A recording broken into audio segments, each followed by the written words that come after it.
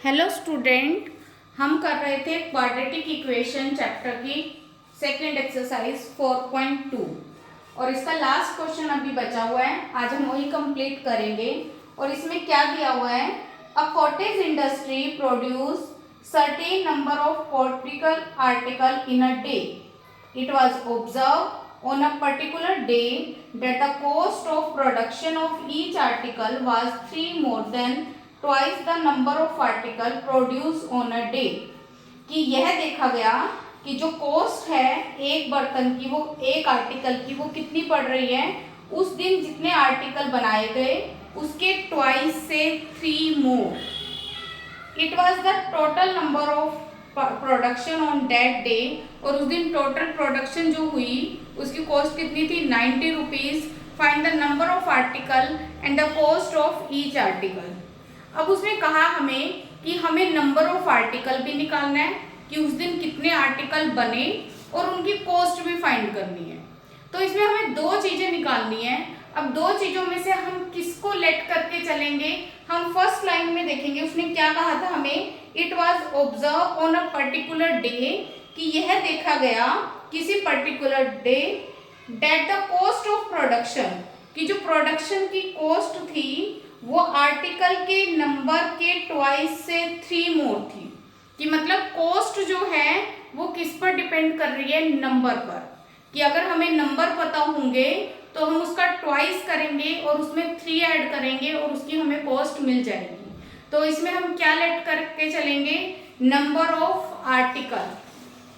Let number of article,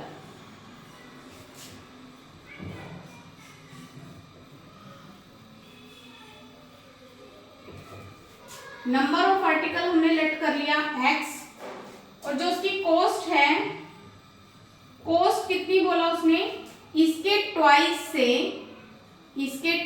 से 3 मोर। मोर कह रहा है तो ऐड कर दो, लेस कह रहा है तो माइनस कर दो। और अब उसने कहा कि उस दिन जो टोटल कॉस्ट पड़ी, प्रोडक्शन की जो टोटल कॉस्ट आई वो ₹90 आई। अब टोटल प्रोडक्शन की कॉस्ट 90 है तो इससे हम उसको कैसे रिलेट करेंगे। अब मान लो हमने किसी दुकानदार से 5 पेन खरीदे, तो जो 5 है वो पेन का क्या है, नंबर ऑफ पेन कितने लिए हमने, 5, और एक की कॉस्ट थी 10 रुपीज।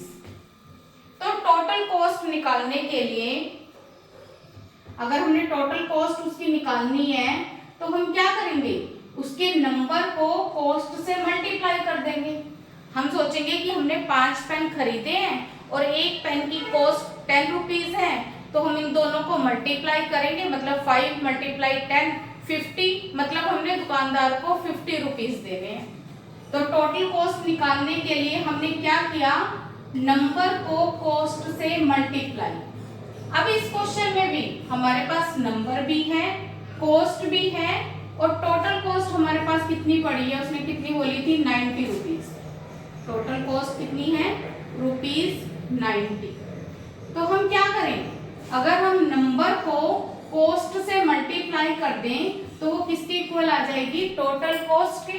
जैसे इसमें आया था हमारे पास, नंबर को कॉस्ट से मल्टीप्लाई करके हमारे पास टोटल कॉस्ट निकल गई थी।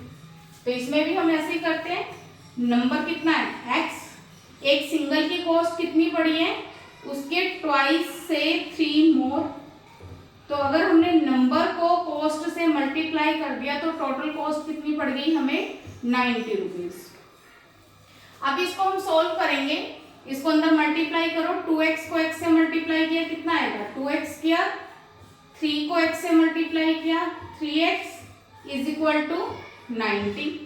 अब हमारे पास कितना आएगा, 2x किया प्लस 3x, 90 प्लस का है, इधर आएगा माइनस का। अब हमारे पास देखो ये क्या बन गई है, क्वाड्रेटिक इक्वेशन। अब इस क्वाड्रेटिक इक्वेशन को हम किससे सॉल्व करेंगे, फैक्टराइजेशन से। अब हम क्या करते हैं, मैंने पहले मेथड भी बताया था, इसमें हम पहले सारे क्वेश्चन करते आए हैं। हम क्या करेंगे, अब इसमें से कुछ कॉमन तो आ नहीं रहा, नहीं तो हम पहले क्वेश्चंस की तरह इसमें से कुछ कॉमन लेके इसको एक इजी इक्वेशन बना देते हैं। नहीं आ रहा तो कोई बात नहीं, हम क्या करेंगे, फर्स्ट को लास्ट से मल्टीप्लाई, कितना आएगा हमारे पास 180। फिर इसका क्या लेंगे, प्राइम फैक्टराइजेशन से एलसीएम सोल्व करो, कितना आएगा हमारे पास 90। इसको आगे फिर सोल्व करेंगे 45, 3 से सोल्व कर दो 15, फिर 3 पे सोल्व कर दो, कितना आ गया मेरे पास ये भी। अब इसके ऐसे पेयर करो जिसको प्लस या माइनस करने पर क्या आना चाहिए 3। तो 3 करने के लिए हम क्या करते हैं देखना, 2 2 जा 4, 3 जा 12, 12 इसका बन गया और 5 3 जा 15 इसका बन गया, 12 और 15 फैक्टर बन गए। क्योंकि सोल्व करोगे तो एक प्लस का फैक्टर रख लो, एक माइनस का, तो प्लस या माइनस करने पर 3 आ रहा है और मल्टीप्लाई करने पर तो 180 आएगा ही आएगा, क्योंकि ये इसी का तो एलसीएम था। आगे करते हैं इसको सोल्व, 2x² प्लस का 15x माइनस का 12x माइनस 90 इक्वल टू 0। फिर हम क्या करेंगे, पेयरिंग। पेयरिंग करने पर क्या होगा, इन दोनों में से तो कुछ कॉमन आ नहीं रहा, नहीं आ रहा तो सिर्फ हम क्या कॉमन ले लेंगे, x तो कॉमन आ रहा था, तो यहाँ पे क्या बच गया 2x प्लस 15। इन दोनों में से क्या कॉमन आ रहा है, इसको हम लिख सकते हैं 6 2 जा 12 और इसको हम क्या लिख सकते हैं 6 मल्टीप्लाई 15। इन दोनों में से क्या कॉमन आ रहा है हमारे पास माइनस का 6, अंदर क्या बचेगा 2x प्लस 15। अब चेक करने के लिए देखो ये दोनों ब्रैकेट की टर्म सेम है। अब हमारे पास क्या होगा, सिंगल टर्म ये हो गई और एक टर्म ये हो गई। इन दोनों में से क्या कॉमन आ रहा है 2x प्लस 15। यहाँ पे क्या बचा x और यहाँ पे क्या बचा माइनस का 6 इक्वल टू 0। अब इसको सॉल्व करने के लिए हम क्या करेंगे, दोनों को इक्वल टू 0 लेंगे, 2x प्लस 15 को इक्वल टू 0 लेंगे, तो यहाँ से 2x इज इक्वल टू कितना आएगा माइनस 15 और x की वैल्यू क्या आ जाएगी माइनस 15/2। पर x हमारे पास नंबर ऑफ आर्टिकल था, किसी का भी जो नंबर होता है काउंटिंग सीरीज में तो वो नेगेटिव नहीं हो सकता, तो इसको हम रिजेक्ट कर देंगे और दूसरे को इक्वल टू 0 रखेंगे। x माइनस 6 को इक्वल टू 0 रखा तो x की वैल्यू कितनी आ गई 6। अब जो 6 है वो हमें क्या मिल गया, नंबर ऑफ आर्टिकल, क्योंकि वो x के इक्वल था, तो नंबर ऑफ आर्टिकल्स कितने हो गए x इज इक्वल टू 6।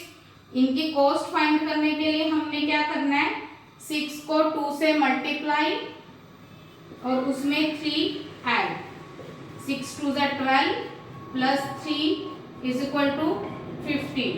तो जो 15 रुपीज है ये इसकी क्या हो गई कॉस्ट, ये इसका आंसर मिल गया हमें। तो हमने इसकी नंबर भी फाइंड कर लिया और इसकी कॉस्ट भी फाइंड कर लिया। करो इसे नोट डाउन।